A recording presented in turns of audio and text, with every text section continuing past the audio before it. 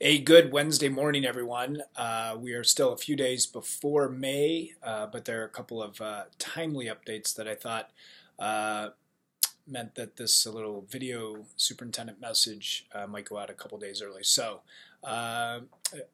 first and foremost, for anyone still interested, my last superintendent office hours are tomorrow. That's Thursday at McClure.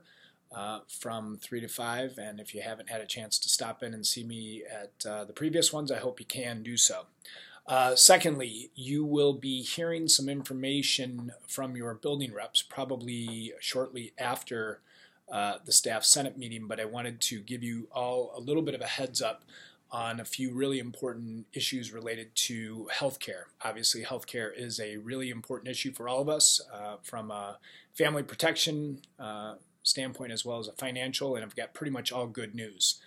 We had our healthcare committee renewal meeting yesterday, and we were informed that we should expect a near flat premium renewal rate for next school year. Very, very small increase for 2018-19, and that is obviously great news for all of us. Secondly, you will see and hear in the communications that come out from the healthcare committee two really important messages. Oftentimes, healthcare is only important to us when we are in the midst of needing it, but I hope everyone will really pay attention. I'll give you two quick things to be on the lookout for. First of all, for you HMO users, you will see a notice, and it's a year in advance notice about some really important things that HMO members need to attend to. We have an option available to us that we could do a turnaround here in the next couple of months, but the healthcare committee thought it best to give folks a full year's notice, as you'll probably have to do some work with your physician to make sure that the HMO moves that are coming fit your needs moving forward. So please pay attention when that information comes out. And for PPO users, one of the things the healthcare committee decided to do was to add a PPO option for this renewal cycle. That I think really is attractive. I think we did the math yesterday, and for those that this new PPO option is applicable for, you will see, for those of you, for instance, who take family insurance, you'll see a $2,200 savings right off the top from premium relief for next school year. And it is a full PPO with very small limitations. It actually might fit many of us very, very well. It limits the network a little bit and talks a little bit about formulary drug and those kind of things again that we often don't pay attention to, but for you PPO users, for those of us who access PPO, it could be a really, really good option that could save you significant amounts of money for this upcoming school year. So lots of good things coming out of healthcare. Well done, everyone, as far as overall, we had a healthy year and a lot of proactivity from participating in the wellness program and all those kind of things. So more to come on that. Another item that you will be hearing about is regarding safety. Obviously, the all too many tragedies throughout the nation when it comes to school safety and violence certainly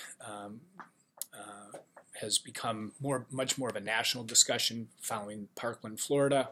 But one of the moves that the Board of Education had us make over the course of the last month is we will be collaborating with a safety consultant. In fact, his name is Paul Tim, and Paul is generally recognized as one of the foremost school safety consultants in the United States. He happens to be in the western suburbs, but he is a nationally known and recognized consultant. So the board, we signed on with him.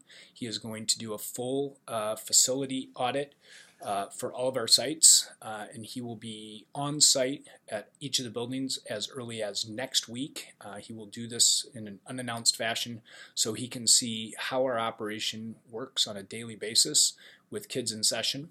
and Paul will do a 360 evaluation of everything that we do and make recommendations to the Board of Education in 3 tiers, kind of things to attend to immediately, things that we should put on our to-do list, and then tier 3 are some options we can consider down the line. So we all have become a little too versed in school safety and our crisis plan and our lockdown drills and those kinds of things, but we thought to refine and get ourselves in the best possible position.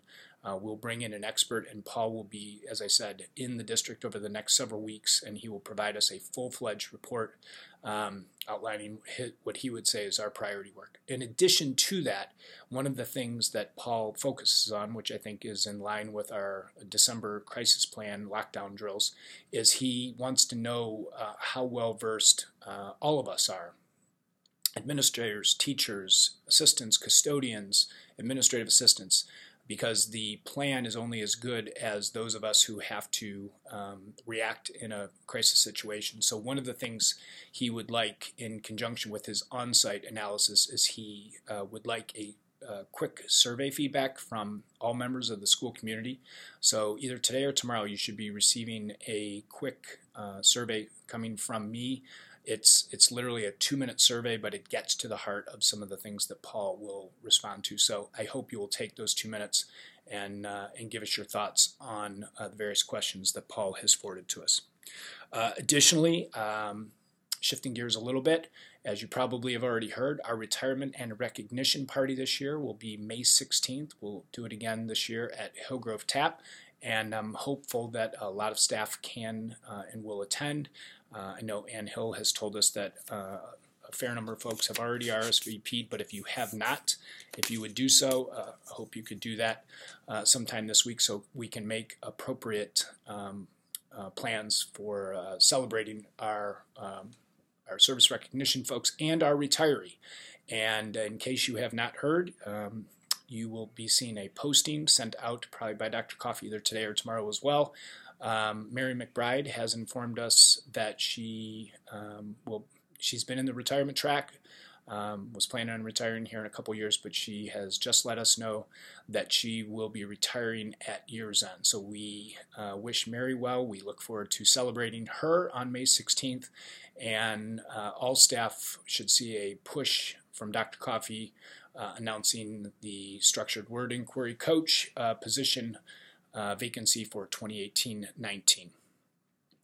Also on the curriculum side of things, we look forward, if you haven't heard, we made a pretty major strategic shift with our Digital Leader Corps, our DLC group.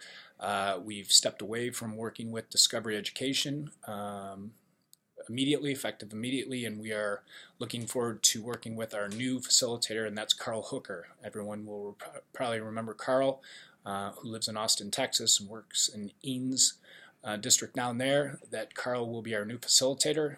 He'll facilitate the DLC group all through next school year, and Carl's first session with our group will be this next Friday, May 4th, and we look forward to DLC having some new energy and new direction with Carl at the helm.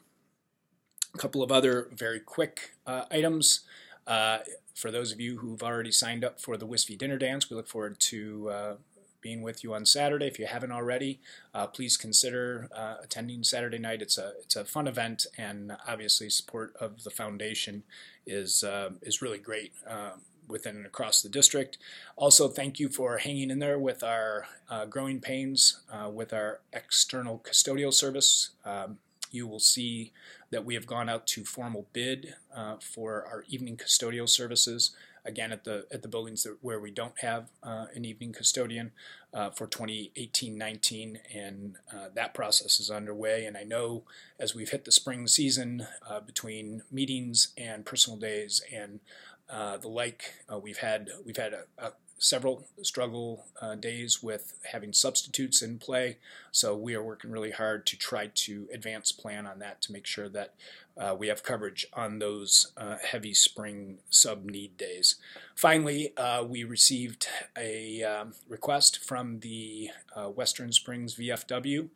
They're a great event. We see them at our Veterans Day ceremonies and at a couple other village-wide events throughout the year, but we've received a special request from the VFW to have a D101 presence in the upcoming Memorial Day parade, and a few of us are going to walk and wave and shake hands and do what we do, and any staff members who would like to participate, you are more than welcome to join. We'd love to have you per the request of the VFW.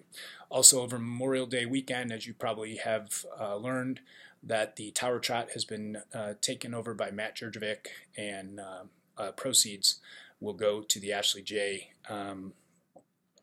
Foundation and research. So hopefully we will have a great turnout of staff and students for the Tower Trot Run the Saturday of Memorial Day as well. So if you have not heard of that, hopefully you'll consider maybe even participating in either running, walking, or contributing in some other fashion.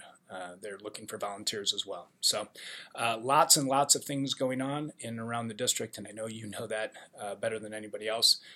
Thanks for your continued hard work as we have gotten through the majority of testing season, and we'll kind of keep our focus together for this last month or so of school. I've appreciated the continued invites into classrooms, and if you have something extra special or just a regular day and you don't mind a guest to attend, I appreciate those invites, and those are always the best parts of the day. So thanks everyone. Hope you have a great finish to the week, and maybe I'll see some of you tomorrow at office hours. Thanks.